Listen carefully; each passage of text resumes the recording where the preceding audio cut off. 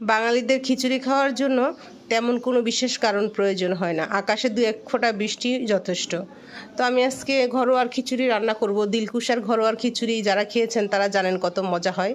এখানে আমি প্রথমে পেঁয়াজ বেরেস্তা করে নিয়েছি, তারপরে আদা রসুন, তারপরে সকল রকমের মশলা, শাহি গরম মশলা, সকল মশলা দিয়ে দিচ্ছি। এই ঘরোয়ার খিচুড়িটাতে কিন্তু অনেক মশলা দিতে হয় এবং খুব কষিয়ে কষিয়ে রান্না করতে হয়, এতে করে ঘরোয়ার খিচুড়িটা খুব মজা হয়। তো আমি মশলাগুলো খুব ভালো করে কষিয়ে নিলাম। এখন এর মাঝে আমি আমার মাংসগুলো দিয়ে দিলাম। গরুর মাংসগুলো আমি একটু ছোটো করেই কেটে নিয়েছি, এগুলো আমি দিয়ে দিলাম। এখন আমি খুব ভালোভাবে মাংসগুলো কষিয়ে নিব, একেবারে তেলের উপরে নিয়ে আসবো কষাতে কষাতে। দেখেন মাংসগুলো একেবারেই কষিয়ে গেছে। যারা ঘরোয়ার খিচুড়ি রান্না করতে পারেন না তারা এইভাবে রান্না করে নেবেন। এখন আমি দিয়ে দিলাম চাল ডাল, আর চাল ডাল আমি তিনোটাই সম অনুপাতে দিয়েছি। এখন শুধু ভাজা আর ভাজা, অনেকক্ষণ ভাজতে হবে।